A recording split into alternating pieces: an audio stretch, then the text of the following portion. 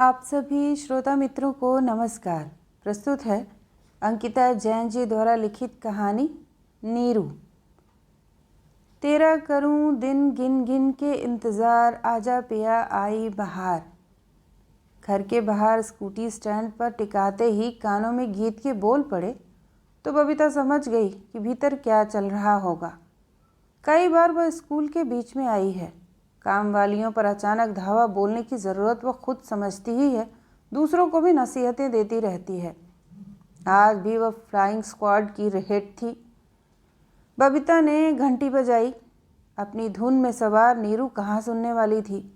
वह तो मोहिनी मोहिनी मोहिनी के सपनों में खोकर 16 श्रृंगार किए थे उस पर थिरक रही थी। ऐसे समय में नीरू के कानों में फिल्टर लग जाते, उसे गाने और धुन के अलावा कुछ सुनाई ही ना देता। 2-3 बार जब घंटी लगातार बजी तब नीरू ने हड़बड़ाकर टीवी बंद कर दी।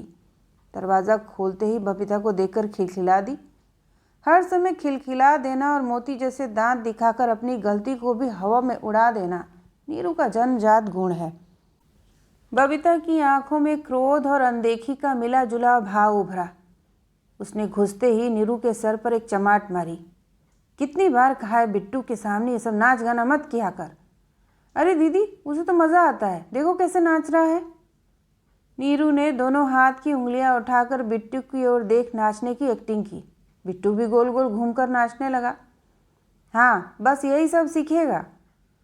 बबीता ने बिट्टू को गोद में उठाते हुए कहा, किसी दिन इसके पापा को पता चला ना तो तेरी और मेरी दोनों की नौकरी जाएगी। खी खी खी करके नीरू हंसी तो बबीता को और गुस्सा आ गया। चल जा, अब बत्तीसी मत दिखा, जाके शिकंजी बना दे। सावन आ गया लेकिन गर्मी ने प्राण नहीं छोड़े। उफ, ये उमस, कहकर बबीता माथे से पसीना पोंछने लगी। डांस में पड़े संचाहे खलल पर पैर पटकते हुए नीरू रसोई में चली गई। बस वह 2 ही काम में मन से लगा के उसको करती थी, हंसना और नाचना। बाकी सब सिर्फ पेट की ज़रूरत के लिए। आप मेरे लिए क्या लाए हो? बिट्टू ने बबीता की गोदी में लौटते हुए पूछा। बेटा, रोज़ रोज़ थोड़ी लाते हैं, कभी कभी लाते हैं ना। बबीता बिट्टू को सहलाने लगी। और आपने क्या क्या किया आज? नीरू दीदी ने मारा तो नहीं? कैसी बातें करती हैं दीदी? शिकंजी का गिलास हाथ में पकड़ाते हुए नीरू बोली। मैं भला इसे क्यों मारूंगी? फिर उसने बिट्टू को गोद में लिया और कंधे पर बैठाते हुए बोली, ई छुआ तो मोर प्यारा बाबू हईल, और उसे लेकर नाचने लगी। अच्छा, अब ये नाचना बंद कर और जा इसे थोड़ा बाहर घुमा ले, मैं थोड़ा लेटूंगी। सोफे पर लेटकर बबीता ने आंख मूंदते हुए कहा, दरवाज़ा ढक देना बाहर जाते हुए। सामान्य दिनों में बबीता 4:30 तक घर आती है। कभी कभी नीरू की निगरानी के लिए जल्दी आ जाती है। नीरू बिट्टू को कंधे पर बिठाए बिठाए ही बाहर ले आई। दोपहर के 2:30 बज रहे हैं। उमस हो रही है, बदली छाई है, बस हवा और पानी दोनों नदारत हैं। धूप होती तो बबीता खुद ही बिट्टू को बाहर नहीं भेजती। अभी तो आराम से बिट्टू बाहर खेल सकता है। बिट्टू को कंधे पर उठाए हुए ही नीरू भांगड़ा करने लगी। बिट्टू खिलखिला रहा है। नीरू का मुंह दरवाजे की तरफ हुआ तो उसे स्वदेशी चाट भंडार दिख गया। नीले रंगे ठेले से तवे पर जब लोहे की करछी से ठक ठक ठक की आवाज़ उठी तो बिट्टू पुचका खाऊंगा चिल्ला उठा। बिट्टू का कहना था कि ठेले वाले ने झट से एक पुचका बिट्टू की तरफ बढ़ा दिया। फिर उसकी पुतलियां नीरू पर टिक गईं। यह भी कोई पहली बार नहीं हो रहा था, हर रोज़ के किसी दैनिक कार्यकलाप की तरह दोहराया जा रहा था। मम्मी डांट लगाएंगी, नीरू ने बिट्टू को कहा और घर के भीतर जाने लगी। मैं पुचका खाऊंगा, मैं पुचका खाऊंगा। बिट्टू ने जिद पकड़ी तो नीरू दरवाजे की तरफ बढ़ गई। ठेले वाले की पुतलियां इतनी देर में तनिक भी नहीं हिली। वे बड़ी ही एकाग्रता से इसी तरह रोज़ नीरू पर ठहर जाती। नीरू झल्ला जाती। मोहन भैया से शिकायत करबू, ऐसन घूरत रहबे तो खोज लेबे अपना ठेला ठन दूसर ठौर, कहते हुए नीरू मुड़ जाती। बिट्टू चबड़ चबड़ की आवाज़ के साथ पुचका चबाता रहता। नीरू के मुड़ते ही ठेला वाला भी मुस्कुराकर आगे बढ़ता और घर की बाउंड्री से लगी मेहंदी से सट कर अपना ठेला लगा लेता। कस्बे के तिराहे पर रहते हैं बबीता और उसके पति मोहन। 3 वर्ष पहले ही यहाँ आए हैं। मोहन का तबादला हुआ था। पास की एक खदान में वो मैनेजर हैं। बबीता ने इसी साल से प्राइमरी स्कूल में पढ़ाना शुरू किया है। बिट्टू अब 3 का होने वाला है, तो उसने नीरू के रूप में एक अच्छी और ईमानदार बेबी सिटर ढूंढ ली। मोहन बहुत मुश्किल से माना था। उसने नीरू को लेकर बहुत पड़ताल की थी, तब काम पर रखा था। बच्चे का मामला है, ऐसे ही कैसे किसी को भी काम पर रख लें। जब पहली बार बबीता ने नीरू के बारे में बताया तो मोहन ने कहा था। फिर कस्बे के ही कुछ जानने वालों से उसके बारे में पता किया और इस काम पर रजामंदी की मुहर लगा दी। नीरू को यहाँ काम करते 3 ही महीने हुए हैं। वह सुबह 6 बजे आ जाती है और शाम 7 बजे तक रहती है। बिट्टू के अलावा वह खाना, बर्तन, कपड़े, सफाई भी संभालती है। इतने के बाद अगर समय बच जाए तो उसके लिए भी बबीता के पास दूसरे कामों की एक लंबी लिस्ट होती है। नौकरों को खाली बैठे देखते ही मन कुलबुलाए, नहीं तो आप अच्छे संचालक नहीं। नीरू और बिट्टू बगीचे की घास पर बैठकर खेल रहे हैं। किसी ने पीछे से आकर नीरू की कमर पर हाथ रखा तो नीरू सकुचा गई। फुसफुसाते हुए बोली, दीदी हैं अंदर। तो क्या, अंदर है ना? सुजीत ने धीमे धीमे नीरू की पीठ पर हाथ फिराया तो उसकी रीढ़ में सिहरन हो उठी। वह तन कर बैठ गई। हल्की सी मुस्कुराहट उसके होठों पर पसर गई। लज्जा उसके गालों पर गुलाब सी खिल उठी। नीरू ने आंखें दिखाई तो सुजीत वहीं घास पर पसर गया और बिट्टू के साथ खेलने लगा। उसने बिट्टू को अपने पेट पर बैठाया, जेब में हाथ डाला और बिट्टू को एक चॉकलेट दी। दूसरी जेब में हाथ डाला और स्वीटी सुपारी का एक पैकेट नीरू के हाथ में रखते हुए उसने धीमे से नीरू का हाथ दबाया। नीरू ने फिर आंखों से उसे धुतकारा और मुस्कुरा दी। अगली ही घड़ी में खड़ड़ खड़ड़ खड़ड़ खड़ड़ की आवाज़ के साथ स्वीटी सुपारी का पैकेट फटा और नीरू ने 4 दाने निकाले। 2 अपने मुंह में डाले, 2 सुजीत के मुंह में डाल दिए। सुजीत ने होठों से उसकी उंगली पकड़ी तो नीरू ने झट से हाथ हटाया और मुस्कुराकर उठ गई। वह पीछे मुड़ी तो उसे चाट वाले की नज़र खुद पर गड़ी मिली। वह झेप गई। ऐसा नहीं था कि नीरू और सुजीत का प्रेमालाप पहले कभी गार्डन में ना हुआ हो, लेकिन फिर भी कोई देख रहा है या पता चलते ही नीरू यूं झेप जाती मानो चोरी पकड़ी गई हो। उसे यह डर भी लगता कि कहीं किसी दिन यह चाट वाला बबीता या उसके पति को कुछ कह ना दे। 1 महीना होलक तो मोर प्रेम कहानी कर शुरू होला कि कौआ नज़र बैठाल पड़ल है। चाट वाले की तरफ गुस्से से बड़बड़ाते हुए नीरू दरवाज़ा खोलकर भीतर चली गई। ज़रा बढ़िया सी चाय तो बना दे।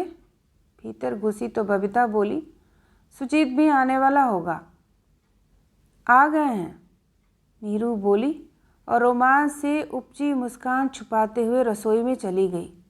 बबीता ने मुंह फाड़कर उबासी ली और उठकर बाहर चली आई। तू कब आया रे? बबीता ने सुजीत से पूछा। बस अभी अभी, सुजीत बिट्टू को खिलाते हुए बोला। आवाज़ तो तेरी बड़ी देर से आ रही है। बबीता बोली तो सुजीत झेप गया। उसे लगा बबीता ने कहीं उसकी और नीरू की बातें तो नहीं सुन ली। वो झट से बोला, हाँ ज़्यादा देर नहीं हुई, बिट्टू को इधर खेलते देखा तो यहीं बैठ गया था। कहते हुए सुजीत बिट्टू के साथ यूं मगन होकर खेलने का छलावा करने लगा कि बबीता को लगे कि उसके बाहर रुकने की वजह बिट्टू ही है। सुजीत बबीता का छोटा भाई है। इसी वर्ष बीए की परीक्षा जैसे तैसे पास की है। नौकरी का कोई ठिकाना नहीं था और घर में पिताजी फटकार लगाते थे, सो बड़ी बहन ने यहाँ बुला लिया। कुछ जोड़ तोड़ से ही नौकरी लगवा दो उसकी। बबीता ने एक दिन मोहन का मूड देखकर उससे सुजीत के लिए कहा था। अब तुमने उसे सर पर लाकर बैठा ही दिया है तो कुछ सोचूंगा। मोहन ने झुंझलाते हुए कहा था। बाकी मैं कह दे रहा हूँ, तुम्हारे भाई के लक्षण ठीक नहीं है। दिन भर आवारों की तरह घूमता रहता है। घूमता नहीं है, काम की जुगत में जाता है। बबीता ने सुजीत का पक्ष लिया। हाँ पता है मुझे, बड़ा काम। मोहन बोला, अरे तो आप ही लगवा देना कहीं।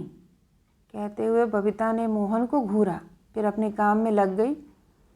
ऐसी कई बातचीत पिछले 6 महीनों में हो चुकी थी जब से सुजीत आया था, लेकिन अब तक कोई बात बन न पाई थी। शुरू के 2-3 महीने सुजीत ने एक टेंट हाउस में काम किया। वहाँ से उसने काम तो छोड़ दिया लेकिन दोस्त बना लिए। उनके साथ वो अपना खुद का कोई धंधा शुरू करने की प्लानिंग करता रहता है। जब से नीरू काम पर लगी है वह सब काम धंधे की बातें छोड़ बस उसी के आगे पीछे मंडराया रहता। नीरू है भी तो ऐसी ही, 16 की है। शरीर पर जवानी के सारे उभार कस चुके हैं। रंगत सांवली है। हाथों में बर्तन झाड़ू कर कर के जालियां पड़ गई थीं। बाल भी अफ्रीकन लड़कियों से उलझे रहते हमेशा, जिसे वह जूड़े में खोसे रहती। यूं ऊपर ऊपर से कोई देखे तो साधारण सी देहातन, जो कोई उसे छूकर करीब से परखे तो उसकी गहरी आंखों में उतरता जाए। उसके होठों का कत्थई रंग मानो ईश्वर ने आकर्षक लिपस्टिक का शेड लगाकर ही भेजा हो। सुजीत को जो लुभाता वह थी उसकी सुराही सी गर्दन, जिसे देखते ही उसकी आंखें फिसलते हुए सीधे उसकी छातियों तक पहुंच जाती। ये तेरी पीठ पर जले का निशान कैसा है? पहली बार नीरू जब सुजीत के सामने निर्वस्त्र हुई तो उसकी पीठ पर हाथ फेरते हुए सुजीत ने लंबी सी एक उभरी हुई रेखा देखी थी। सुजीत के पूछते ही मंद सी हंसी गूंजी थी नीरू की, मानो अतीत के अत्याचार को हवा में उड़ाने के लिए हंसी हो। फिर बोली, एक दिन रोटी देरी से बनी, मामा मारने लपका तो उसे भीतर वाली कोठरी में बंद कर दी थी, उसी की निशानी है। वो तुझे इतना मारता क्यों है? सुजीत ने उसकी पीठ सहलाते हुए पूछा। बाप नहीं है ना मेरा, मैया ने हमारे लिए दूसरा बाप ढूंढ लिया है जो मामा को मंजूर नहीं, लेकिन बड़ी बहन को मार नहीं सकता तो उसका गुस्सा मुझ पर निकाल देता है। कहते हुए नीरू हंस दी। उसके लिए हर बात में एक हास्य था। वो चाहे अपने शरीर पर लिखे जख्मों की कहानी सुनाए या फिर मन पर मिले जख्मों की, ना उसकी आंखें नम होती थी ना चेहरे पर मायूसी आती थी। तो माँ तुझे बचाती नहीं? सुजीत ने उसे बाहों में कसते हुए पूछा। नीरू मुस्कुराई, फिर थोड़ा ठहर कर बोली, वो पहले खुद को तो बचा ले। मतलब? सुजीत ने पूछा। आधे समय तो नशे में धुत रहती है, आधे समय अपने कसम की बाहों में। कहते हुए नीरू फिर हंस दी। अब की नीरू हंसी तो सुजीत ने उसके होंठ चूम लिए, फिर उसकी गर्दन से नीचे उतरता गया, चूमता गया।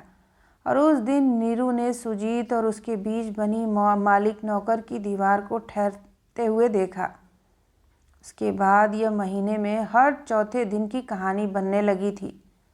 सुजीत पहले से ऐसी गोटी बैठाता था कि बबीता घर जल्दी आएगी या नहीं इसकी उसे खबर मिल जाए।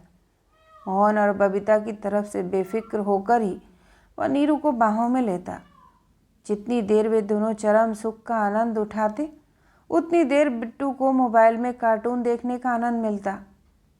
यह सब घड़ी की सुई की तरह निहित वक्त पर हो रहा था कि एक दिन नीरू नहीं आई। पिछले 3 महीनों में यह पहली बार था जब नीरू ने छुट्टी की थी। जाने कहाँ मर गई आज ये। सुबह के 7:30 बज चुके थे। नीरू का आता पता नहीं था। बबीता का दिमाग गर्म हो रहा था। मरी को नहीं आना था तो बता तो देती, अब स्कूल कैसे जाऊंगी बिट्टू को छोड़कर। बबीता ने बड़बड़ाते हुए चाय छानने के बाद छलनी यूं सिंक में फेंकी मानो नीरू पर ही दे मारी हो। बबीता 8 बजे स्कूल जाती, तब तक नीरू चाय नाश्ता सब तैयार कर चुकी होती थी। नीरू नहीं आई आज? हल्ला सुनकर सुजीत ऊँघते हुए उठकर आया और पूछा। नहीं आई, न फ़ोन लग रहा है उसका। बबीता ने चाय का कप सुजीत को पकड़ाया और दूसरा कमरे में मोहन को देने चली गई। सुजीत को उसके घर भेज दूं देखने? बबीता ने मोहन से पूछा। अरे अब इतना भी भाव मत बढ़ाओ उसके, इन लोगों की आदत होती है बदमाशी करने की। देखना पैसा बढ़वाने का ड्रामा होगा ये सब। मोहन ने कहा तो बबीता का मुंह उतर गया। मन ही मन बुदबुदाई, भाव ना बढ़ाऊं तो क्या करूं, नौकरी पर कैसे जाऊंगी? तुम चाहते ही हो कि मैं नौकरी छोड़ दूं। बबीता बाहर आई और स्कूल में फ़ोन कर दिया कि आज वह नहीं आ सकेगी। नीरू के आने के बाद से उसने घर के काम जैसे छोड़ ही दिए थे। सुबह 6 बजे से नीरू जितना पैरों से थिरकती, उतनी ही तेज़ी से उसके हाथ भी चलते। काम में इतनी फुर्ती और सफाई, मानो जन्मों से यही काम कर रही हो। बबीता की आदत छूटने की वजह से बड़े दिनों बाद जब फिर से काम करना पड़ा तो बबीता दिन भर चिड़चिड़ाती रही। दिन में उसने कई बार नीरू को फ़ोन लगाया, लेकिन the number you have called is switched off सुनते ही वो फ़ोन पटक देती। आने दो उसको, कल बताऊंगी। बबीता बड़बड़ाती जाती और काम करती जाती। उसके बड़बड़ाने से नीरू आती तो अभी भी ना आ जाती। नीरू आई वापस 3 दिन बाद। बाहर वाला दरवाज़ा खोली रही थी कि चाट वाले ने टोका, 3 दिन से कहाँ जा रहीस? तोड़ से मतलब अपने काम से काम रखा कर। नीरू ने मुंह टेढ़ा करके जवाब दिया और घर के भीतर घुसने लगी। मैडम जी, अगर काम से निकलाई देवे तो मुझे बताई देवे, मैं कहीं दूसरी जगह काम पर पता लगाई देबूँ, कहते हुए चाट वाला मुस्कराया। मोए अपन काम खुद देख सकत हूँ, तोखन परेशान होई कर जरूरत न खे। टनक कर नीतू अंदर चली गई। घर की बाउंड्री में बली जालियों से चाट वाला उस पर अपनी नज़र टिकाए रहा। अंदर जाकर नीरू ने घंटी बजाई तो बबीता ने दरवाज़ा खोला। सामने नीरू को देखते उसका चेहरा तमतमा उठा। कहाँ मर गई थी? बबीता ने भीतर जाकर सोफे पर बैठते हुए पूछा। बिट्टू भी वहीं खेल रहा था। नीरू को देखते ही, तुम कहाँ गई थी नीरू दीदी, कहते हुए उसके पास आ गया। नीरू ने झट से उसे उठाया और कंधे पर बैठाकर डांस करने लगी। 1 2 3 ला ला ला। मैं पूछती हूँ तो कुछ बोलती क्यों नहीं? आई क्यों नहीं 3 दिन से? 3 दिन से रोज़ बहाने बनाकर स्कूल से छुट्टी ले रही हूँ। तेरी वजह से मेरी नौकरी चली जाएगी, कहते हुए बबीता ने बिट्टू को नीरू के कंधे से उतारा और अपनी गोद में बैठा लिया। अब कुछ बोलेगी? चाहिए दीदी, नौकरी तो आप छोड़ने से रही, मेरी जगह कोई नई लड़की ढूंढ लेंगी, कहते हुए नीरू मुस्कराई। नीरू की बात सुन बबीता का गुस्सा बढ़ गया। बोली, मोहन ठीक ही कहते हैं, भाव बढ़ गए हैं तेरे। पहले ही दिन कहा था कि बिना बताए गायब मत होना। मेरे बस में होता तो ना होती, कहकर नीरू फिर हंस दी। तो किसके वश में है? बबीता ने पूछा। मामा के, नीरू बोली। अब तक बबीता के पास ही ज़मीन पर वह बैठ चुकी थी। बिट्टू उसकी गोद में जाकर बैठ गया था। क्यों री, क्या किया तेरे मामा ने? बबीता ने नीरू की ओर देखा। मामा का नाम बीच में आते ही बबीता का उबलता दिमाग कुछ शांत होने लगा। किया नहीं, करना चाहता है, कहते हुए नीरू ने बबीता की आंखों में देखा। मेरा ब्याह करना चाहता है, कहते हुए उसने अपनी सलवार को दाहिने पैर से ऊपर उठाया और बबीता के आगे पैर बढ़ा दिया। हाय राम! बबीता के चेहरे पर करुणा उभरी। ये कैसे जला इतना भयानक? मामा अपनी उधारी में मुझे चुका रहा है।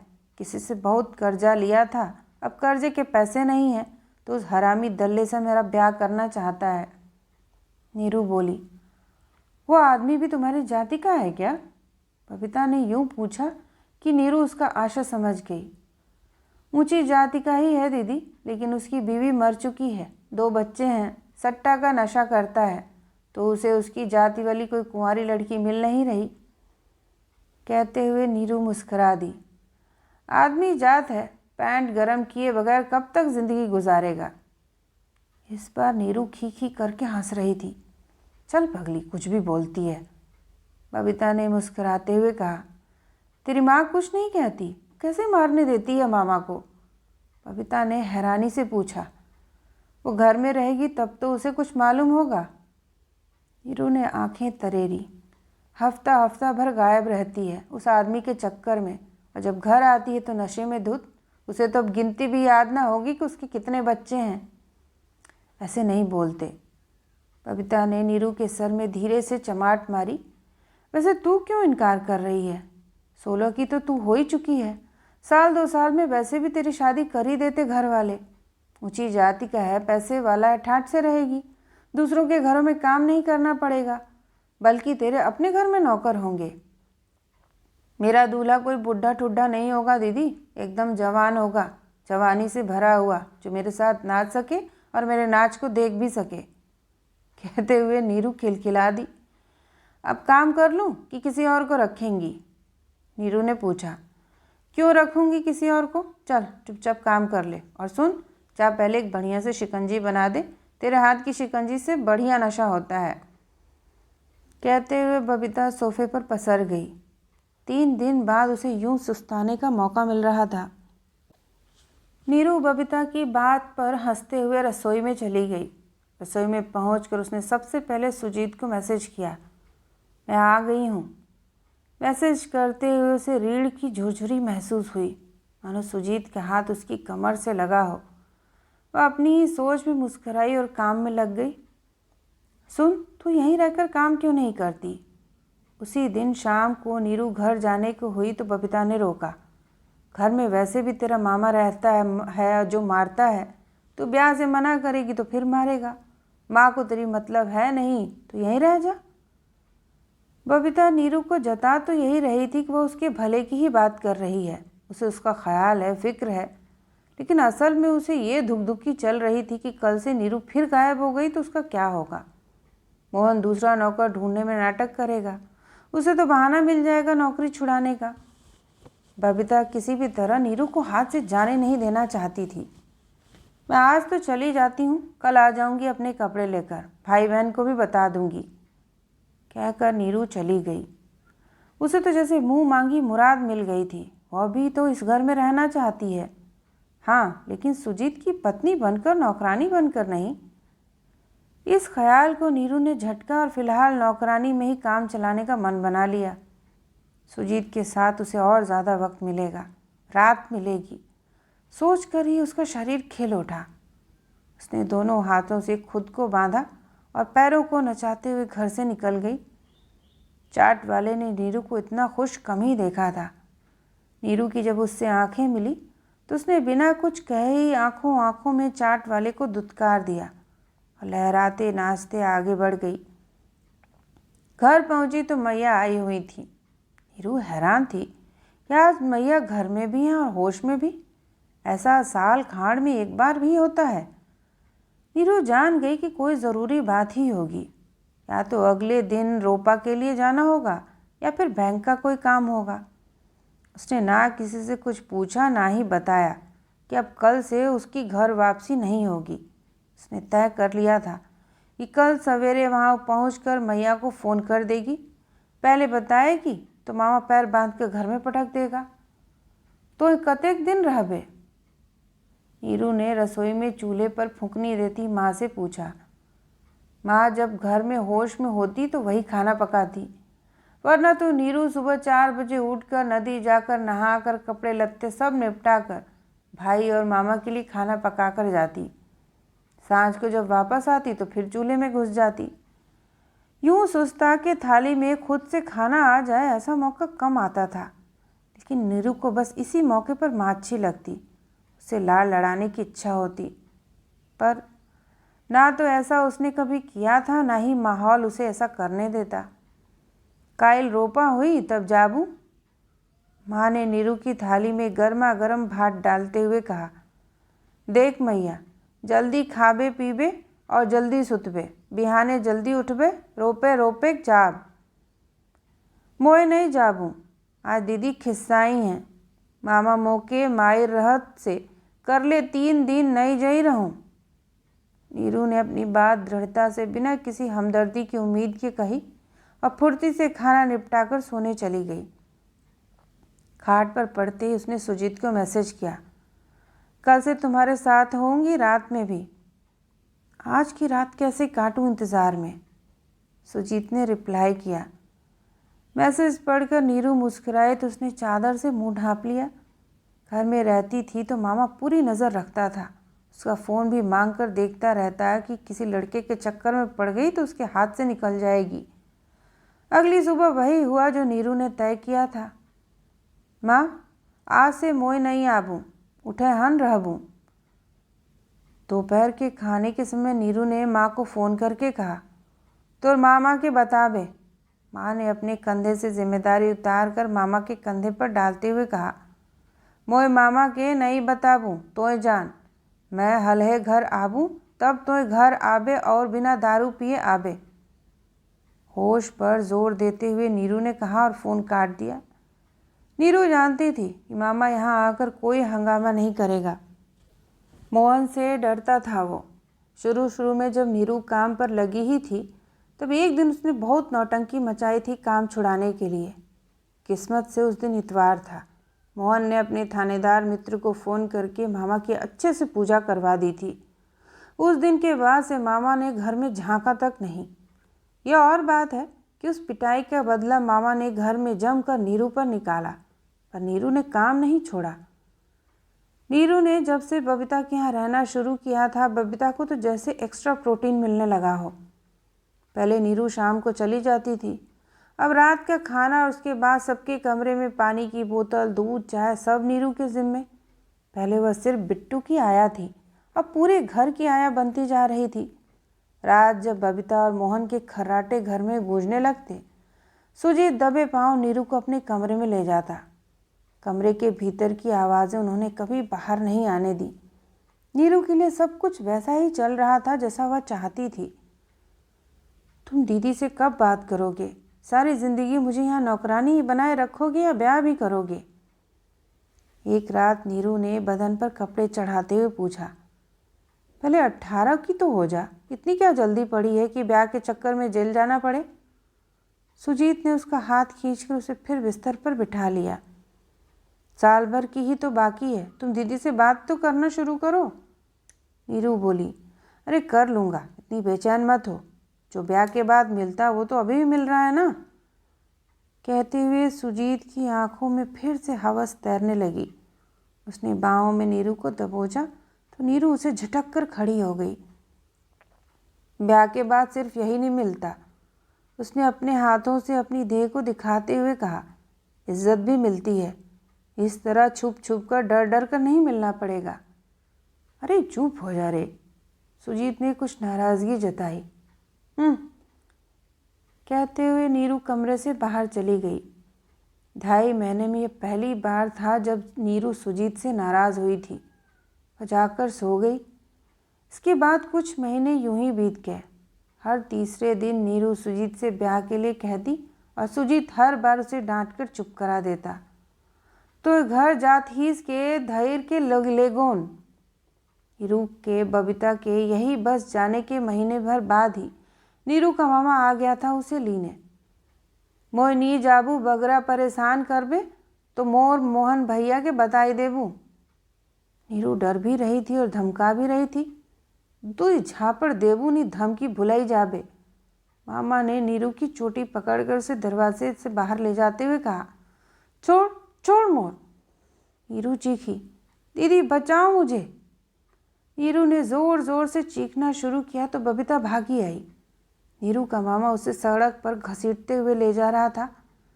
अरे सुजीत, बबीता घर की ओर मुड़कर चिल्लाई, ऐ छोड़ लड़की को। अब की बबीता मामा की तरफ देखकर चिल्लाई। सुजीत भीतर से भागा आया और उसने जैसे तैसे नीरू को मामा से छुड़ाया। जाते जाते मामा बोला, शादी तो मोर मर्जी से ही करे पड़ी तो है, देख मोए का करत हूँ। कहकर जब मामा चला गया तो नीरू बहुत डर गई। वह अपने मामा को जानती थी, एक बार जिद पर आ जाए तो उसे किसी न किसी तरह पूरी करके ही रहता है। बबीता ने नीरू को समझाया कि वो कुछ दिन घर से ना निकले। मामा उसके घर में घुसकर तो कुछ कर नहीं सकता। तेरी माँ अगर आएगी तो हम निपटेंगे, ऐसे कैसे बच्ची के साथ अन्याय होने देंगे। कहते हुए बबीता ने नीरू के कंधे पर हाथ रखा। तू फिक्र मत कर, जा अब जल्दी से सब्जी चढ़ा दे, रात के खाने की देर हो जाएगी। कहते हुए सब अपने अपने काम में लग गए। अगली सुबह जब बबीता 6 बजे सोकर उठी तो बाहर का दरवाज़ा खुला हुआ था। उसने भागकर चैनल देखा तो वहाँ भी ताला खुला हुआ था। वह हड़बड़ाती हुई नीरू ए नीरू पुकारते हुए घर में घुसी। नीरू को लगती आवाज़ें नीरू के अलावा सबको सुनाई दी। पहले सुजीत आंखें मलते हुए उठकर आया, फिर मोहन।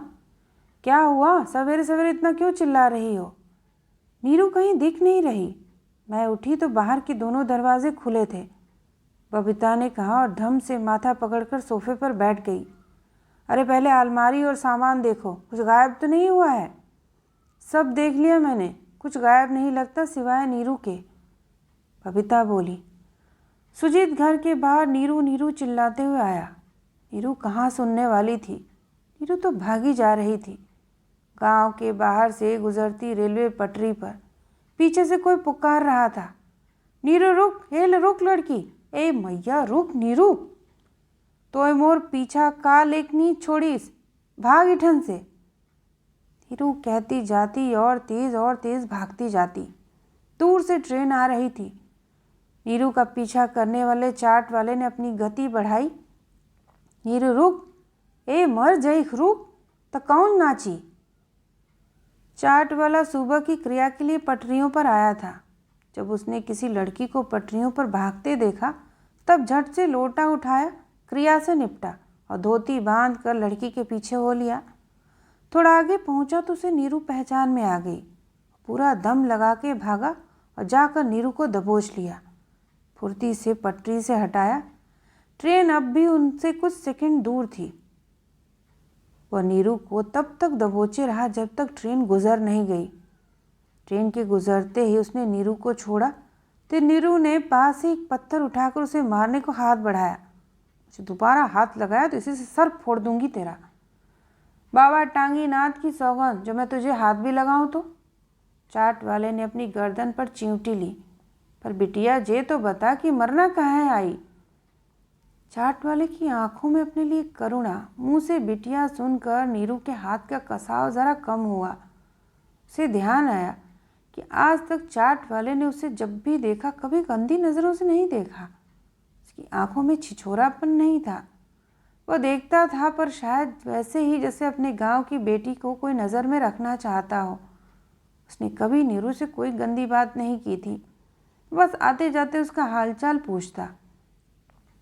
मोर पेट से हो, सुजीत का छहुआ है के और उके मोर बता लो तो कहलक खराब करवाई दे और बहन के घर से काम छोड़ाई दे और केखो बतालक तो मोर गंदा वीडियो सबके दिखाई देवे। नीरू ने एक सांस में कह दिया। उसकी आंखों में न आंसू थे न ही माथे पर शिकन। वह बिना किसी भाव के यूं बैठी थी मानो अब सब आगे अंधेरा है और जीवन के लिए कोई दिशा नहीं। ना रो कर न जी कर कुछ हासिल नहीं होना था। उसके सामने बस शून्य था। तो पुलिस ठन काले नहीं जाइब, चाट वाले ने कहा। तो जानिस नहीं, वो थानेदार मोहन भैया का पक्का दोस्त है के। नीरू ने अब तक कई सारे छोटे छोटे पत्थर अपने आसपास जमा कर लिए थे। चल मोर संगे। चाट वाला नीरू का हाथ पकड़ उठाने लगा। छोड़ दे मोके। नीरू ने झटके से फिर हाथ छुड़ा लिया। नीरू ने हाथ छुड़ाया तो चाट वाला शांति से ज़मीन पर बैठ गया। कुछ देर शून्य में देखता रहा, जाने कैसे हिम्मत जुटा रहा था जिसे कुछ कहना हो। उसके चेहरे का रंग पीला पड़ रहा था। पिछले साल जंगल में जो लड़की का लाश मिला था ना, वो हमारी बिटिया थी, चाट वाले ने कहा। अब उसके चेहरे पर कोई भाव नहीं था। नीरू उसे एकटक घूर रही थी। एक और ट्रेन धड़धड़ाते हुए उनके पास से गुजर गई। तो जिसे एक दिन रहबे मोर घरे रही सकत, मोय अपन बेटी बतै के तो डॉक्टर उठन दिखा देबू। अभी तोर उम्र नखे माँ बनई कर, पढ़ लिख और ऊ छोड़ा के छोड़ हटाओ। अब की बार चाट वाले ने जब नीरू का हाथ पकड़ा तो उसने हाथ नहीं छुड़ाया, उसके साथ साथ चलती रही। उसी शाम नीरू मुंह पर कपड़ा बांधकर बबीता के घर आई थी, सोचकर कि बबीता से माफ़ी मांगेगी और अपने कपड़े उठाकर वहाँ से आ जाएगी। तो घर में घुसती उससे पहले उसे बबीता की आवाज़ आई। तो ठीक ही कहता है, भागी गई है वो किसी के साथ। उसकी माँ भी तो ऐसी ही थी, जाने किस किस के साथ सोती फिरती है। अब आग लगने दो दीदी उसमें, मैं तुम्हारे लिए कोई दूसरी लड़की खोज दूंगा, अच्छी सी भरोसे वाली। कानों में ये शब्द पड़े तो नीरू के कदम वहीं से वापस हो लिए। उसके बाद चाट वाले के अलावा किसी को भी नहीं पता चला कि नीरू कहाँ गई। तो यह थी अंकिता जैन जी द्वारा लिखित कहानी नीरू। सुनने के लिए आप सभी का धन्यवाद।